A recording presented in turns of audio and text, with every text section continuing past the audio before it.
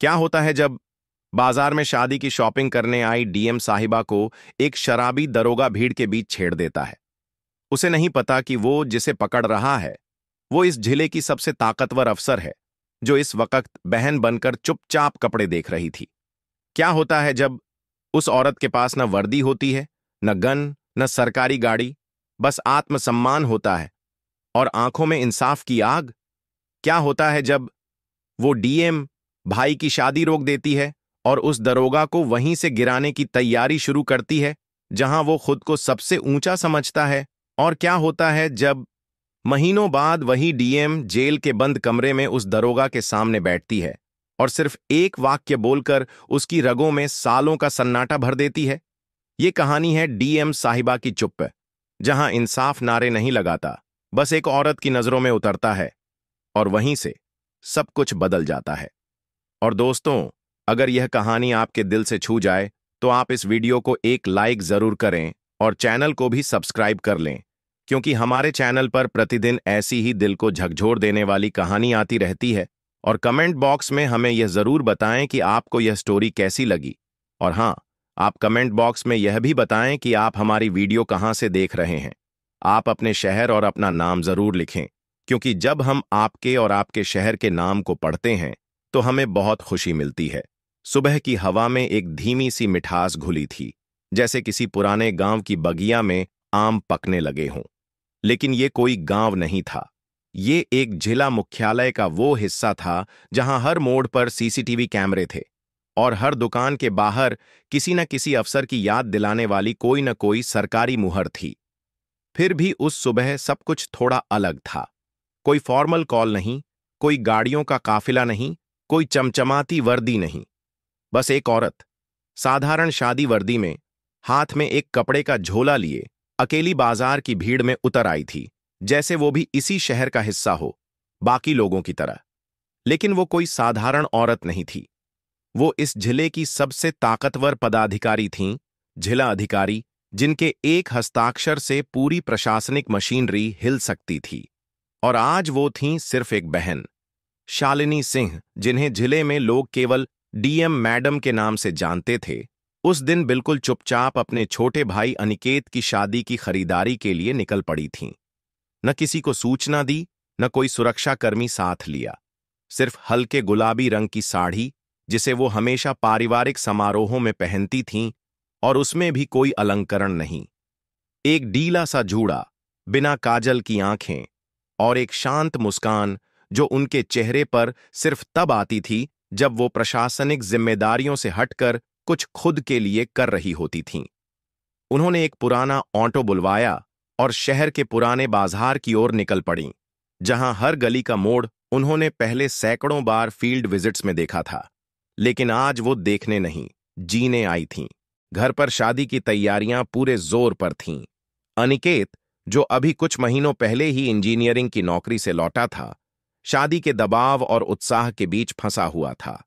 घर के आंगन में रिश्तेदारों का आना जाना शुरू हो गया था और हर कोई यही पूछ रहा था, मैडम जी, खुद कुछ करवाएंगी या सब स्टाफ को बोलेंगी? लेकिन शालिनी जानती थीं कि ये शादी एक औपचारिकता नहीं, एक भावनात्मक रिश्ता है और उसमें किसी का अधिकारीपना बीच में नहीं आना चाहिए। उन्होंने खुद मिठाई का ऑर्डर दिया, कार्ड की प्रूफिंग देखी और मामा जी से लेकर पड़ोस की आंटी तक सबकी पसंद की साड़ी निकलवाने की जिम्मेदारी ली।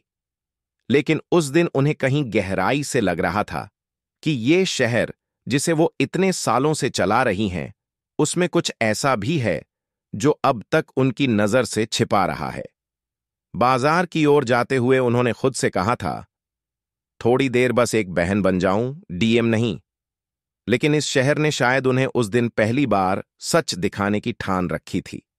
ऑटो जब बाजार के मुख्य चौराहे पर पहुंचा तो शालिनी ने खुद ही ड्राइवर से कहा, यहीं रोक दीजिए। उन्होंने पर्स से 50 रुपये निकालकर उसे थमाए और झोला संभालते हुए नीचे उतर गईं। सामने वो भीड़ थी जिसमें रोज सैकड़ों लोग आते जाते हैं, मां बेटियां, दुकानदार, रिक्शे वाले, स्कूल यूनिफॉर्म में बच्चे और हर तरफ फैली आवाजें, सब कुछ जाना पहचाना। फिर भी उस दिन एक अनजान बेचैनी साथ चल रही थी। सबसे पहले वो एक कपड़ों की दुकान पर गईं जहां से उन्हें अपने भाई के लिए कुर्ता पायजामा लेना था। दुकान के अंदर घुसते ही हल्की सी खुशबू आई, शायद स्टार्च लगे नए कपड़ों की, जो शादी के मौसम में कुछ खास लगती है। दुकानदार ने उन्हें पहचाना नहीं। उनकी वर्दी साधारण थी, उनकी चाल धीमी, और उनके चेहरे पर कोई ऐसा तेवर नहीं था जो किसी सरकारी अफसर की ओर इशारा करे। उन्होंने खुद कपड़े देखे, सफेद और क्रीम रंग के बीच तुलना की, और बीच बीच में दुकानदार से सवाल भी पूछे, ये सिल्क है या मिक्स कॉटन? मोल भाव भी किया, और जब दुकानदार ने थोड़ा झुंझला कर कहा, मैडम रेट एकदम फिक्स है, तो वो हल्के से मुस्कुराईं, जैसे बरसों बाद किसी ने उन्हें बिना पहचान के आम ग्राहक समझा हो। कपड़ों की खरीदारी के बाद उन्होंने बगल की मिठाई की दुकान पर जाने का इरादा किया, लेकिन बीच में एक जगह उन्हें रुकना पड़ा। सड़क पर दो स्कूली लड़कियां खड़ी थीं, हाथ में किताबें, माथे पर पसीना और आंखों में हड़बड़ाहट। उनके सामने तीन युवक खड़े थे जो मोबाइल पर तेज गाने चला रहे थे और बीच बीच में लड़कियों को घूर रहे थे। शालिनी वहीं रुक गईं। उनकी नजर उन लड़कियों से ज्यादा उन युवकों पर थी। एक युवक ने जैसे ही अपनी साइकिल की घंटी बजाई, बाकी दो ने ठहाका लगाया, जैसे किसी खामोश डर का मजाक उड़ाया हो। लड़की ने सिर झुकाया और धीरे धीरे आगे बढ़ गई। शालिनी की मुट्ठी बंध गई, लेकिन उन्होंने कुछ नहीं कहा। वो भीड़ का हिस्सा थीं और उस भीड़ का सच जानने आई थीं। उनका मन बार बार कह रहा था, कहीं कुछ है जो नहीं दिखता, कहीं कुछ है जो छिपाया गया है। लेकिन फिर भी उन्होंने अपने चेहरे पर भाव नहीं बदलने दिए। मिठाई की दुकान पर पहुंची, जहां दो महिला ग्राहक और खड़ी थीं। उन्होंने सूखे मेवे वाली बर्फी के रेट पूछे और पूछा, लड्डू अगर 2 दिन पहले लेंगे तो ताजा रहेंगे? दुकानदार ने उत्तर दिया, मैडम शादी के लिए 1 दिन पहले ही देना ठीक रहेगा। फिर अचानक एक बुजुर्ग महिला ने उन्हें गौर से देखा और पूछा, बिटिया आप कहीं अफसर तो नहीं लगती? शालिनी मुस्कुरा दी, नहीं अम्मा, बस भाई की शादी है, खुद आ गई हूं कुछ लेने। बुजुर्ग ने सर हिलाया, भगवान भला करे, आजकल कहां कोई बहन खुद बाजार आती है, सब नौकर चाकर भेज देते हैं। शालिनी ने उनकी बात का कोई उत्तर नहीं दिया, लेकिन उस वाक्य ने उनके भीतर कुछ तोड़ा भी और जोड़ा भी, जैसे उन्हें याद दिलाया गया हो कि असल जमीन अब भी सादगी से जुड़ी है। उन्होंने मिठाई का ऑर्डर दिया और आगे बढ़ीं, अब की बार साड़ियों की दुकान की ओर। रास्ते में एक भीड़-भाड़ वाला चौक था, जहां आमतौर पर ट्रैफिक पुलिस खड़ी रहती थी, लेकिन उस समय कोई नहीं था। कई बाइकें फुटपाथ पर चढ़ी थीं और लोग परेशान होकर साइड से निकल रहे थे। एक महिला दुकानदार, जिसकी दुकान उस मोड़ पर थी, गुस्से में बड़बड़ा रही थी, हर रोज कहती हूं इन गाड़ियों को मत चढ़ाओ, लेकिन पुलिस वाले खुद यहां चाय पीने आते हैं, किससे शिकायत करें? शालिनी ने रुककर पूछा, पुलिस वाले क्या यहीं आते हैं चाय पीने?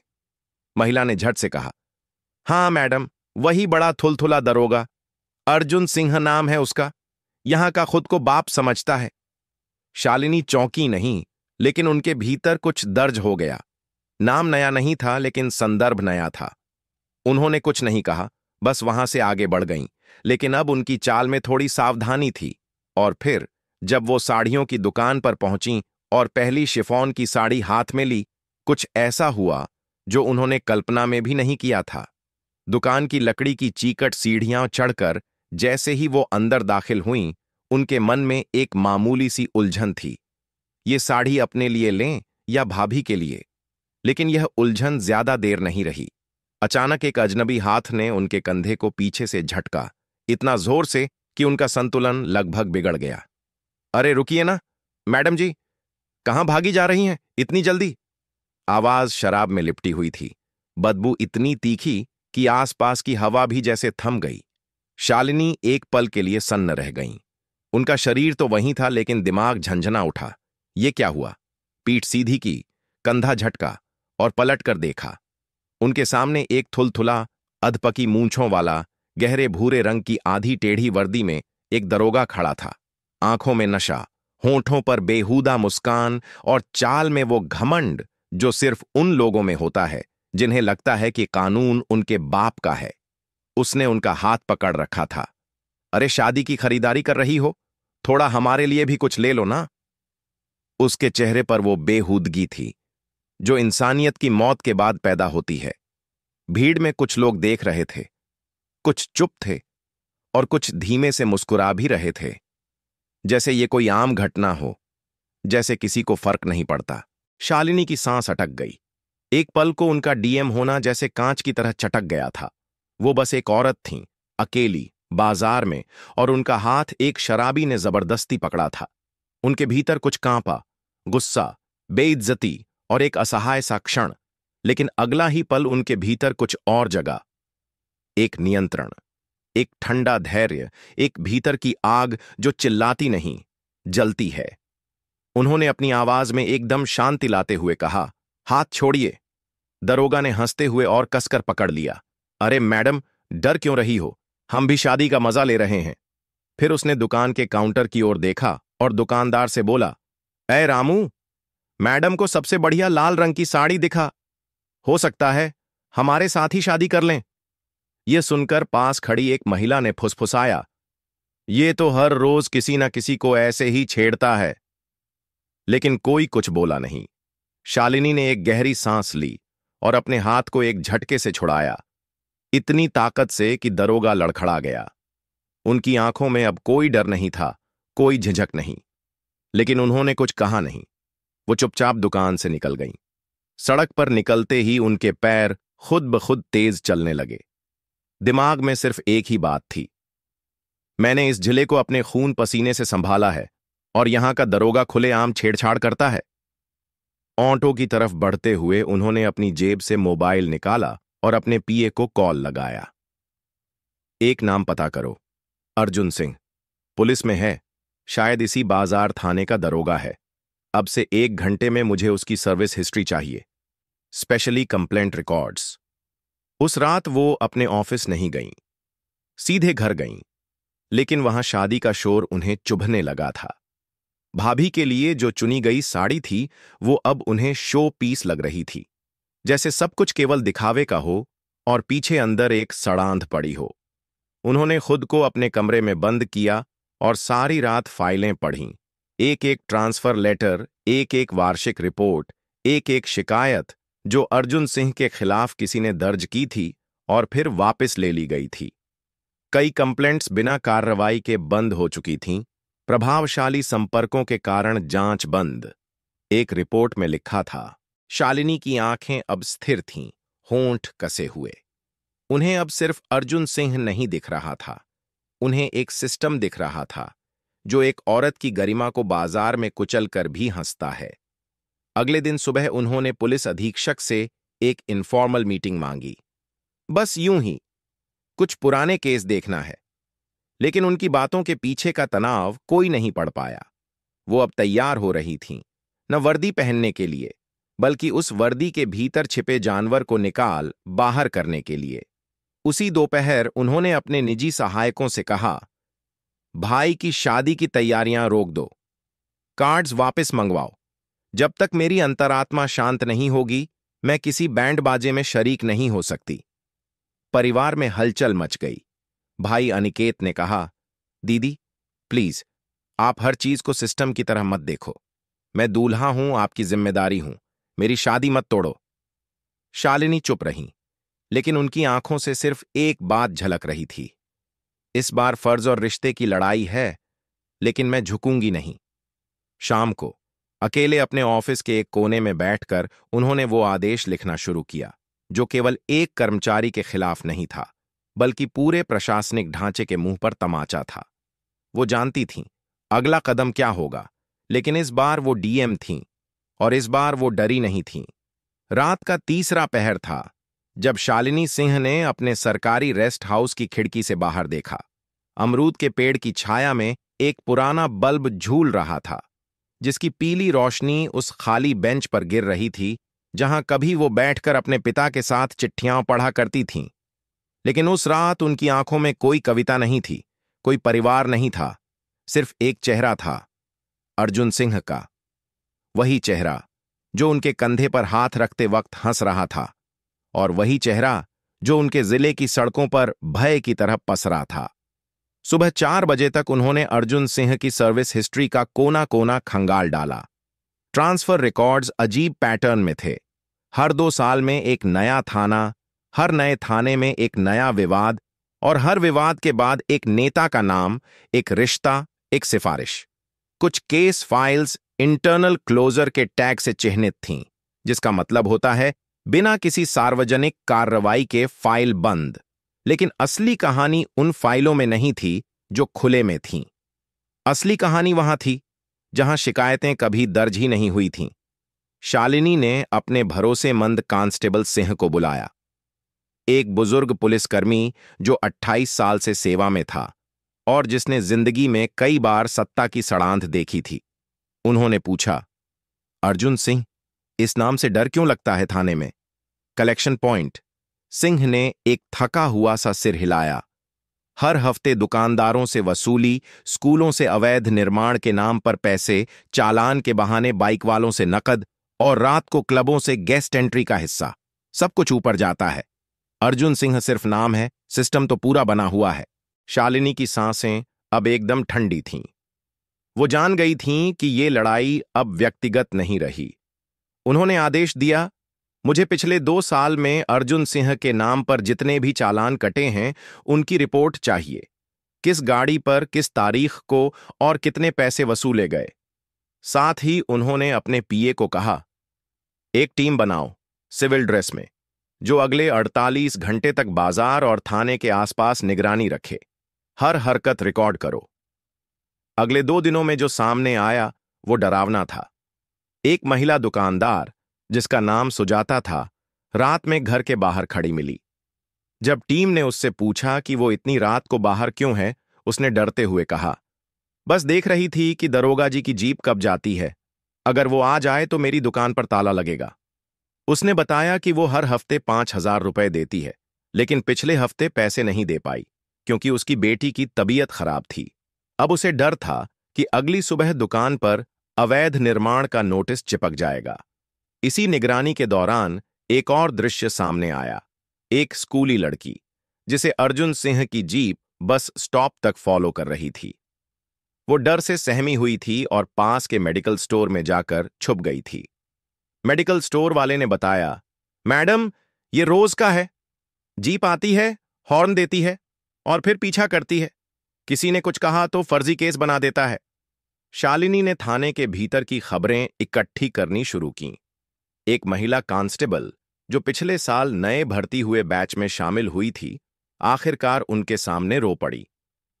मैडम, दरोगा जी रात को अक्सर स्पेशल ड्यूटी का बहाना बनाकर अकेले बुलाते थे। इनकार करने पर कहते, काम करना है तो करना होगा, नहीं तो ट्रांसफर के लिए तैयार रहो।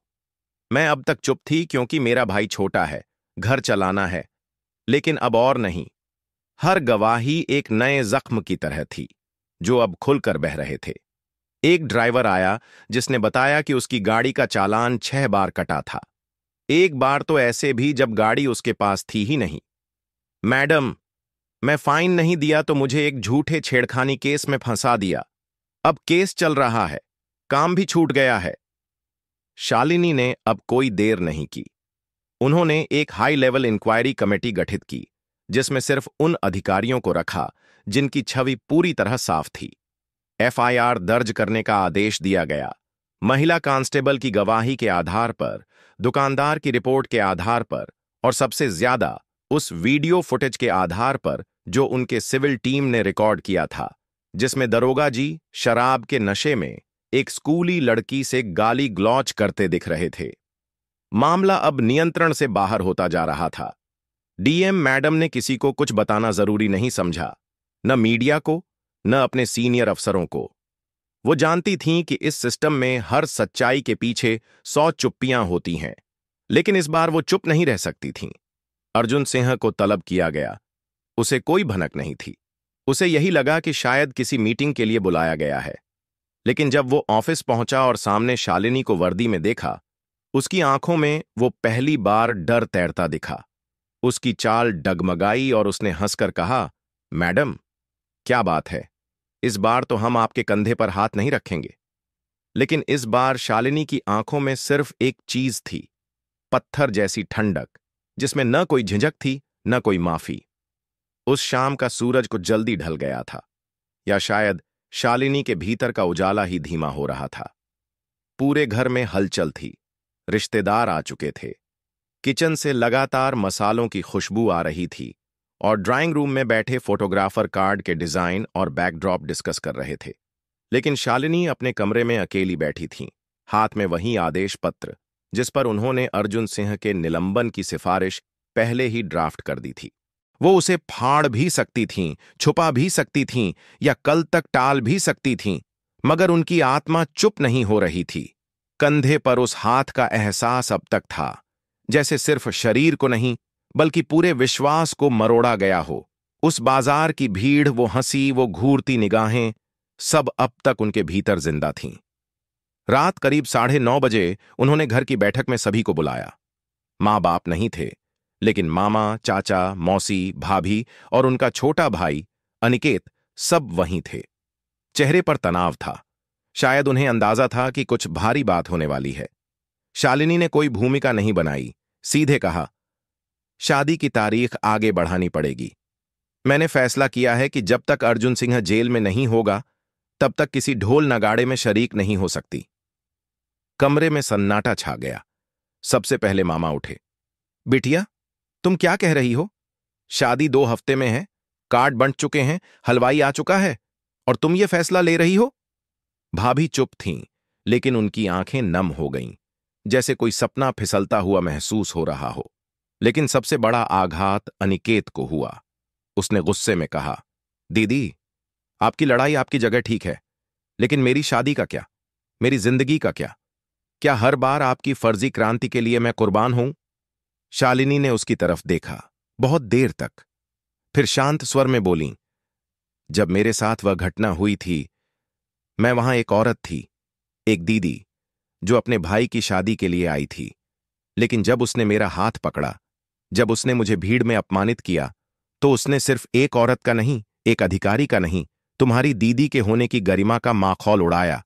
अब यह सिर्फ मेरी लड़ाई नहीं, तुम्हारी भी है। अगर तुम्हारा आत्मसम्मान इस शादी से ऊपर है तो मैं चुप रहूं, नहीं तो मैं अपने अधिकार का उपयोग करूंगी, न डीएम के रूप में, न बहन के रूप में, बस एक इंसान की तरह जो अब और सहन नहीं करेगा। अनिकेत रो पड़ा। उसका गुस्सा अब टूटकर दुख में बदल गया था। उसने मां के पायलों की तस्वीर उठाकर देखा और बोला, मां होती तो शायद आपको समझाती। शालिनी ने उसके सिर पर हाथ रखा और कहा, अगर मां होती तो कहती, बेटी, ये लड़ाई कोई छोटी बात नहीं, इसे अधूरा मत छोड़ना। उस रात शालिनी ने अपनी शादी वर्दी उतार दी और अलमारी के सबसे ऊपर के कोने से अपनी प्रशासनिक वर्दी निकाली। उसे देखते ही उनकी आंखों में वही सख्ती लौट आई जो किसी फैसले को अमल में लाने से पहले पैदा होती है। उन्होंने बालों को कसकर बांधा, आईडी कार्ड पहना और बिना किसी को कुछ बताए रात करीब 11:30 बजे अपनी सरकारी जीप बुलवाई। ऑफिस को सूचना दी गई, मैं थाने के औचक निरीक्षण पर जा रही हूं। लेकिन जीप में सिर्फ 2 लोग थे, शालिनी और उनका निजी सहायक, जो जानता था कि जब मैडम चुप होती हैं तब सबसे ज्यादा कुछ करने वाली होती हैं। बाजार थाने की इमारत नीले बल्बों की रोशनी में डूबी थी। बाहर एक सिपाही चाय पीते हुए मोबाइल पर बात कर रहा था। शालिनी को देखकर घबरा गया। मैडम, उसने हकलाते हुए कहा। शालिनी ने सिर्फ एक वाक्य कहा, थाने में जो भी है बाहर बुलाओ। थोड़ी ही देर में सारा थाना बाहर था। कुछ को नींद से जगाया गया, कुछ हड़बड़ी में जूते पहनते हुए आए, कुछ बिना बेल्ट के। लेकिन जब अर्जुन सिंह बाहर आया, आंखों में नींद और शराब दोनों के असर के साथ, और सामने खड़ी वर्दीधारी डीएम को देखा तो एक पल को उसकी सांस रुक गई। शालिनी ने न कोई भूमिका दी, न कोई परिचय, सिर्फ इतना कहा, मैं वही हूं जिसका कंधा तुमने उस दिन बाजार में पकड़ा था। अब देखो, वो हाथ तुम्हारे खिलाफ एफआईआर लिखेगा। अर्जुन सिंह की आंखों की चमक बुझ गई। उसके चेहरे पर वो घमंड नहीं था जो बाजार में था। अब उसकी जगह एक पसीने से भरी घबराहट थी।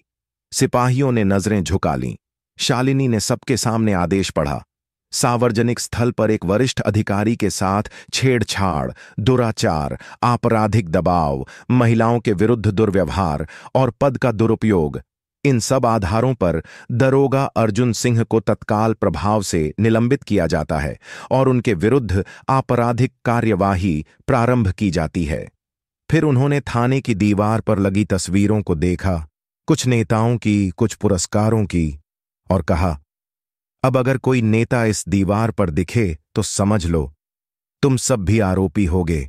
बाहर सड़क पर चुप्पी थी, लेकिन उस रात उस चुप्पी में एक नई आवाज जन्म ले रही थी, इंसाफ की, जो बिना माइक के बोली गई थी, लेकिन जिसने व्यवस्था की नींव हिला दी थी।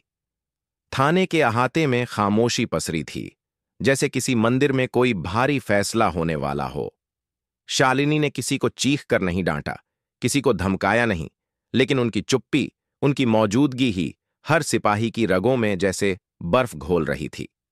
थाने के चारों ओर लगे पुराने पंखे अभी भी झींगुर की तरह आवाज कर रहे थे, लेकिन अब वो शोर नहीं लग रहे थे, अब वो गवाही लग रहे थे। अर्जुन सिंह को भीतर के कक्ष में बिठा दिया गया। उसकी आंखें अब सूनी थीं। जो आदमी भीड़ में महिलाओं को जलील करने में एक पल नहीं सोचता था, वही अब कान पकड़कर सिर झुकाए बैठा था। लेकिन शालिनी जानती थीं, ये सिर्फ एक दरोगा की कहानी नहीं है, ये उस सिस्टम की है जो इतने सालों से चुपचाप इस जैसे लोगों को पनपने दे रहा है। उन्होंने भीतर के रजिस्टर मांगे, चालानों का हिसाब, गश्त की रिपोर्ट्स, थाना डायरी। फाइलें मेज पर गिराई गईं और एक एक कर पन्ने पलटे जाने लगे। लेकिन रजिस्टरों से ज्यादा बातें उन चेहरों ने की जो अब तक चुप थे। कांस्टेबल, हेड कांस्टेबल, महिला सिपाही और क्लर्क, जिनके चेहरों पर कुछ कहने की कोशिश तो थी, पर डर अब भी जिंदा था। शालिनी ने सभी को खुले कमरे में बुलाया। कोई अफसर वाली कुर्सी नहीं ली, न ऊंची आवाज में बोली।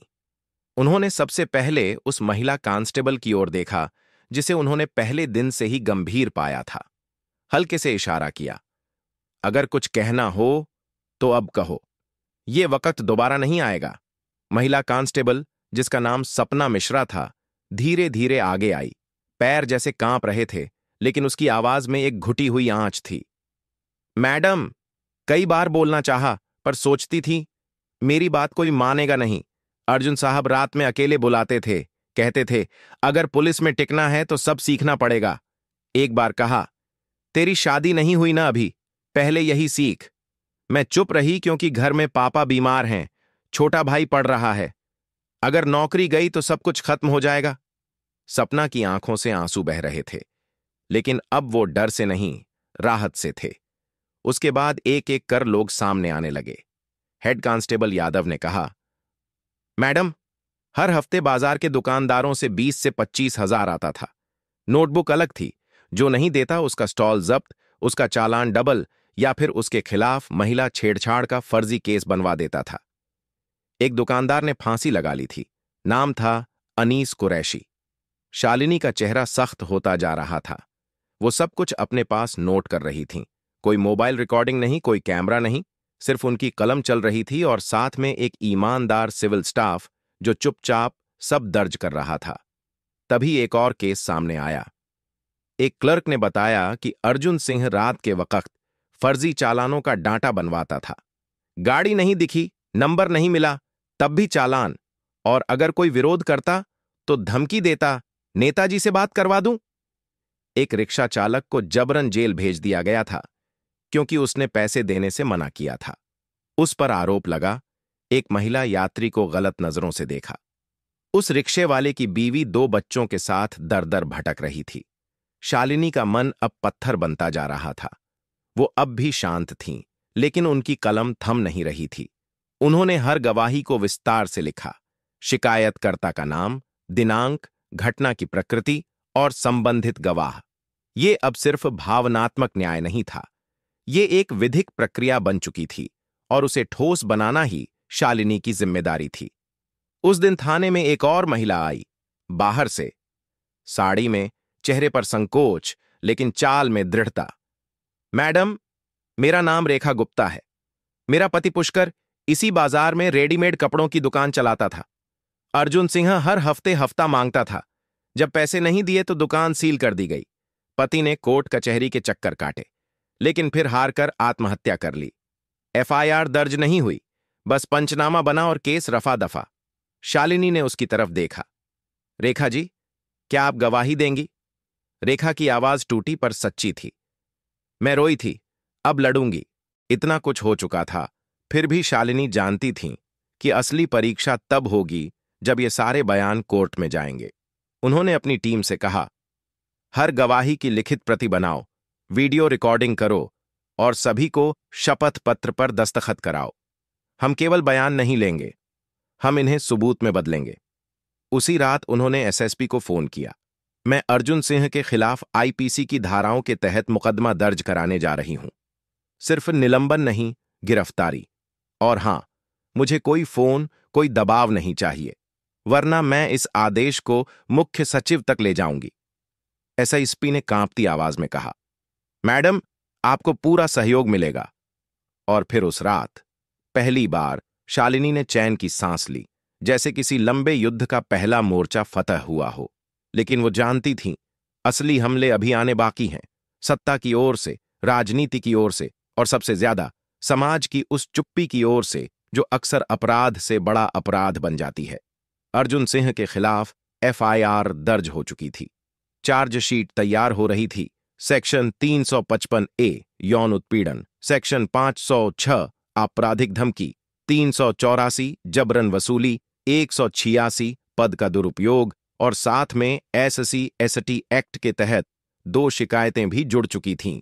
शालिनी ने आदेश दिया कि उसकी गिरफ्तारी अगली सुबह 7 बजे तक होनी चाहिए, बिना किसी मीडिया शो के, बिना किसी ढोल नगाड़े के। लेकिन शायद ये आदेश ही उस अगली लड़ाई की शुरुआत था।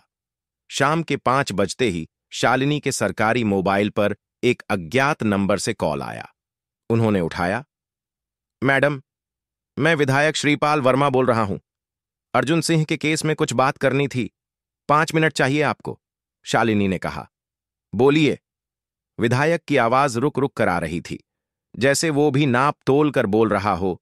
देखिए, अर्जुन थोड़ा तेज लड़का है, लेकिन अपना है, हम लोगों के लिए काफी काम किया है। अब शादी का माहौल है, शहर में चर्चा फैल रही है। क्या जरूरत है इस वक्त उसे जेल भेजने की? शालिनी ने सीधा पूछा। आपका मतलब है कि एक औरत के साथ हुई सार्वजनिक अभद्रता पर चुप रहा जाए क्योंकि दरिंदा आपका आदमी है? दूसरी तरफ से कुछ पल की चुप्पी रही, फिर आवाज आई, मैडम, मामला अगर दब जाए तो बहुत से लोग चैन की नींद सो पाएंगे, आप भी। शालिनी ने कहा, मैं तभी चैन की नींद सो पाऊंगी जब मेरी नींद में कोई हाथ न बढ़े। फिर उन्होंने कॉल काट दिया। लेकिन ये बात यहीं नहीं रुकी। रात करीब 8 बजे उनके बंगले के बाहर एसयूवी की आवाजें गूंजीं। 5-6 गाड़ियां थीं, सभी काली खिड़कियों वाली।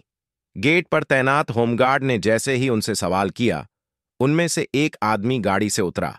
लंबा गहरे रंग का कुर्ता, माथे पर तिलक। वहीं विधायक श्रीपाल वर्मा थे।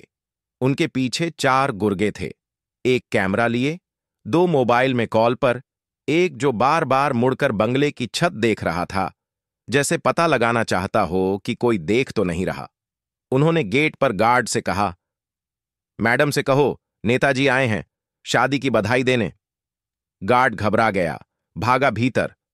मैडम, विधायक जी आए हैं, कह रहे हैं शादी की बधाई देने। शालिनी ने दरवाजे से ही देखा। पूरा काफिला ऐसे आया था जैसे किसी को डराने, दबाव में लाने। उन्होंने कहा, दरवाजा मत खोलो और एसपी को कॉल लगाओ। गार्ड हक्का बक्का रह गया। एसपी से बात हुई? मैंने दरवाजा नहीं खोला, अब आपकी बारी है। शालिनी ने सिर्फ इतना कहा। एसपी ने आश्वासन दिया, मैडम, गाड़ी भेजता हूं अभी। अगले 10 मिनट में वहां एक अतिरिक्त फोर्स की गाड़ी पहुंची। विधायक की गाड़ियां हटने लगीं, लेकिन जाते जाते एक आदमी ने गेट पर धीरे से एक कार्ड गिरा दिया। उस कार्ड पर सिर्फ एक लाइन थी, इंसाफ से पहले समझौता सोच लेना चाहिए था। शालिनी ने वो कार्ड उठाया नहीं, झाड़ू से बाहर करवा दिया। रात होते होते उनका स्टाफ डरने लगा। पीए ने कहा, मैडम, कहीं आपकी सिक्योरिटी हटा ना दी जाए, आप चाहें तो कुछ दिन छुट्टी पर चली जाए। शालिनी ने कहा, जो अफसर अपने डर के लिए छुट्टी मांगता है, वो किसी और की लड़ाई क्या लड़ेगा? शादी का माहौल अब तक पूरा ठंडा हो चुका था। भाई अनिकेत कमरे में अकेला बैठा था। रिश्तेदार जा चुके थे, घर की सजावट अधूरी थी और बैंड वाले अब फोन पर अगली तारीख पूछ रहे थे। लेकिन शालिनी ने उन सब से एक शब्द नहीं कहा। उन्होंने सिर्फ एक काम किया, नए कार्ड छपवाने का ऑर्डर दिया। कार्ड पर अब लिखा था, शादी में आपका स्वागत है, दिनांक अर्जुन सिंह के जेल जाने के बाद स्थान वहीं जहां गरिमा को न्याय मिलता है। कार्ड देखने वाला हर शख्स चौंक गया। ऐसा शादी कार्ड किसी ने नहीं देखा था। लेकिन शालिनी चाहती थीं कि पूरी दुनिया को पता चले कि ये कोई निजी रंजिश नहीं थी, ये सामाजिक जवाब था। अगली सुबह जब अर्जुन सिंह को गिरफ्तार किया गया, तब उसके चेहरे पर कोई प्रतिरोध नहीं था। वो चुपचाप गाड़ी में बैठ गया, जैसे जानता हो कि अब कोई उसे बचा नहीं सकता। थाने के बाहर मौजूद मीडिया को पहले से सूचना नहीं दी गई थी, लेकिन किसी ने लीक कर दिया। फिर भी जब कैमरे दौड़े, तब शालिनी ने दरवाजा बंद कर लिया। उन्हें तस्वीर नहीं चाहिए थी, उन्हें इंसाफ चाहिए था।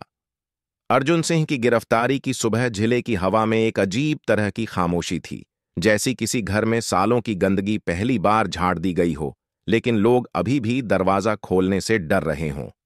उसके खिलाफ एफआईआर दर्ज हुए 12 घंटे ही बीते थे, लेकिन खबर पहले ही पूरे शहर में फैल चुकी थी।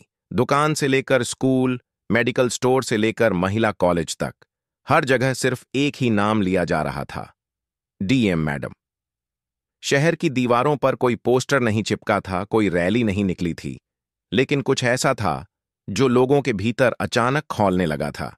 पहले वहशीपन से भरी एक जीप, जिसे लोग दूर से पहचान जाते थे, अब उसी जीप के ड्राइवर को हथकड़ी में देखकर बहुतों को यकीन नहीं हुआ। पहली बार किसी ने देखा कि कानून के पीछे एक औरत खड़ी हो सकती है, और वो औरत अपने लिए नहीं, सबके लिए लड़ी थी। दोपहर तक डीएम ऑफिस में अजीब भीड़ लगने लगी थी। कोई कह रहा था, मैडम से मिलना है, मेरी भाभी के साथ भी वही दरोगा। कोई महिला धीरे से दरवाजे पर चिट फिसला रही थी, कृपया इसको पढ़ लें, नाम मत बताइएगा।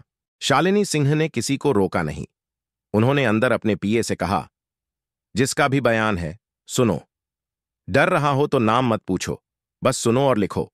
अगर समाज के इतने सालों की चुप्पी अब टूट रही है, तो हम चुप नहीं बैठ सकते। शाम तक कुल 17 नई शिकायतें उनके टेबल पर थीं, और उनमें से आधी वे थीं जिन्हें पहले या तो दबा दिया गया था या जिनका कोई केस ही नहीं बना था। एक स्कूल की प्रिंसिपल ने लिखा, 2017 में अर्जुन सिंह ने मेरे स्कूल के बाहर गश्त के नाम पर रुकना शुरू किया। मेरी एक टीचर को कहा, ड्रेस कोड सुधारो, स्कूल नहीं क्लब लगते हो।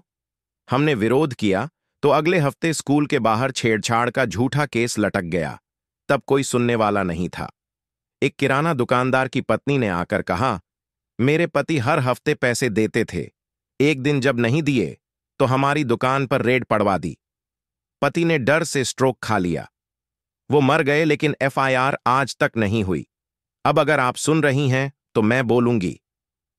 शहर की यूनिवर्सिटी की 3 छात्राओं ने गवाही भेजी। तीनों ने अलग अलग वक्त में अर्जुन सिंह की जीप का पीछा करने, मोबाइल नंबर मांगने और प्रोटेक्शन के बदले दोस्ती जैसे जुमले सुनने की बात दर्ज करवाई। एक लड़की ने लिखा, मैं सिर्फ कॉलेज जाती थी, मुझे ये नहीं पता था कि मेरा स्कूटर किसी दरोगा की मर्दानगी को चोट पहुंचाएगा।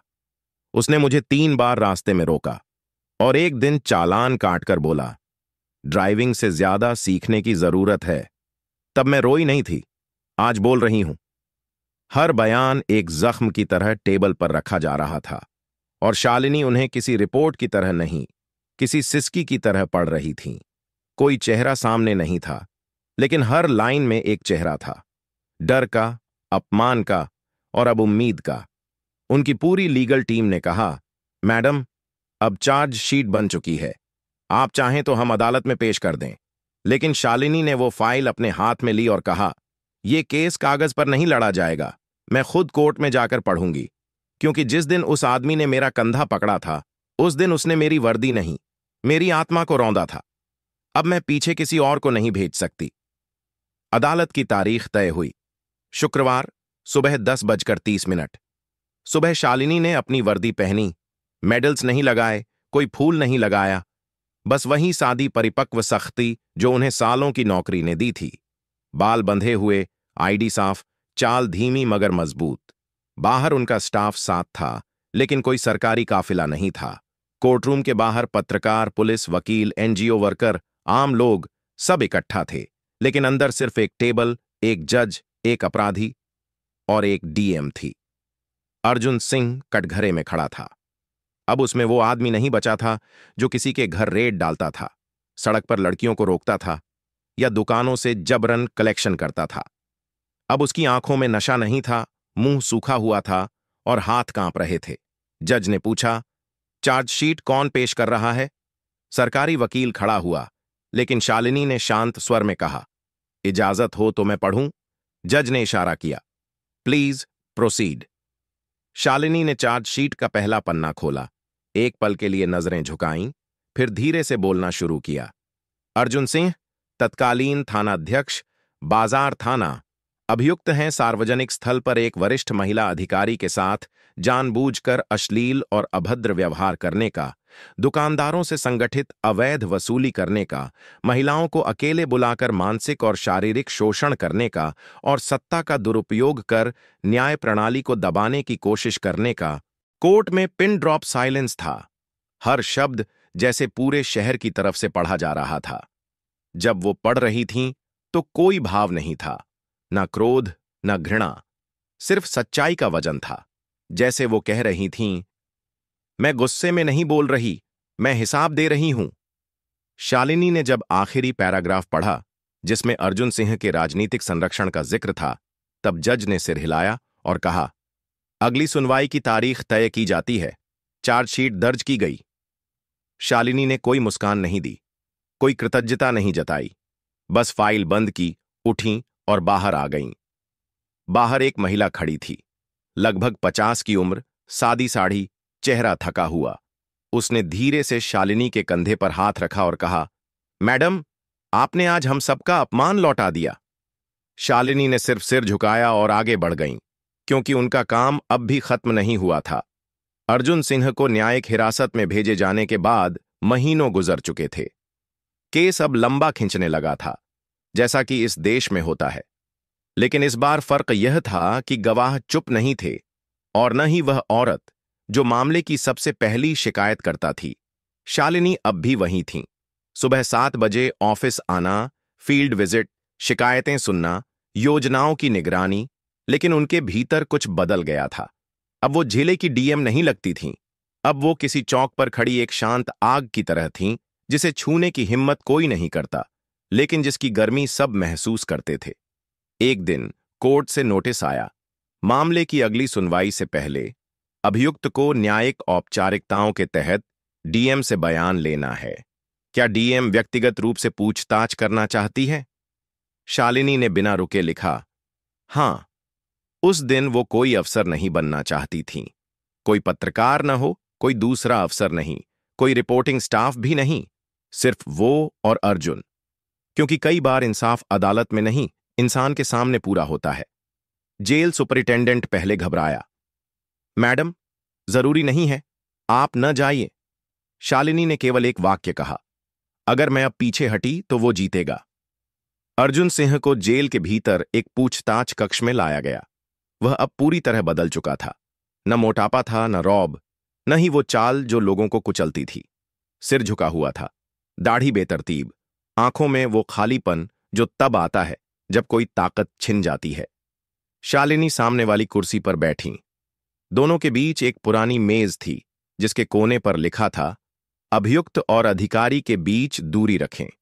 मगर उस दिन वो दूरी सिर्फ मेज की नहीं थी, वह उन 2 जिंदगियों की थी जो एक टकराव में बंध चुकी थीं। कुछ मिनट तक कोई कुछ नहीं बोला। अर्जुन ने पहली बार सिर उठाया और बहुत धीमे से बोला, मैडम, मैंने गलती की, मैं शराब में था, पहचान नहीं पाया। उसकी आवाज में अब वो चालाकी नहीं थी, बस एक खोखलापन था, जैसे वह शब्द बोल रहा हो, भाव नहीं। शालिनी की आंखें स्थिर थीं, उन्होंने कोई भाव नहीं जताया। फिर बहुत शांति से बोलीं, जब तुमने मेरा कंधा पकड़ा था, तब तुमने सिर्फ एक महिला को नहीं छुआ था, तुमने इस झिल्ले की आत्मा को रौंदा था। और जब तुमने हफ्ता वसूला, झूठे चालान काटे, लड़कियों को डराया, तब तुमने कानून की पीठ पर लात मारी थी। अर्जुन कुछ नहीं बोला। उसने एक बार गला साफ किया, लेकिन कोई शब्द नहीं निकला। शालिनी झुकी नहीं, न गुस्से से बोली, न आवाज ऊंची की। उन्होंने सिर्फ वही किया जो न्याय करता है। साफ साफ देखा और फैसला सुना दिया। आज तुम यहां हो और तुम्हारे जैसी सोच अब समाज में पहचान ली जाती है। यह सबसे बड़ी सजा है कि अब तुम वर्दी नहीं पहन सकते। अब कोई तुम्हारी आंखों में नहीं देखेगा। अब हर बार जब तुम अपनी पहचान बताओगे, लोग कहेंगे, वही अर्जुन सिंह। कमरे में फिर सन्नाटा छा गया। बाहर जेल की दीवारों से कुछ आवाजें आ रही थीं। कोई गिनती गिना रहा था, कोई कुंडी खोल रहा था, मगर भीतर सिर्फ एक आदमी अपने भीतर से बिखर रहा था। अर्जुन ने फिर सिर झुका लिया, और शायद पहली बार वह सिर्फ चुप नहीं हुआ, बल्कि पूरी तरह से खामोश हो गया। शालिनी उठी, फाइल बंद की और दरवाजा खोला। बाहर आकर उन्होंने जेलर से कहा, अब मेरी तरफ से पूछताछ पूरी हो चुकी है।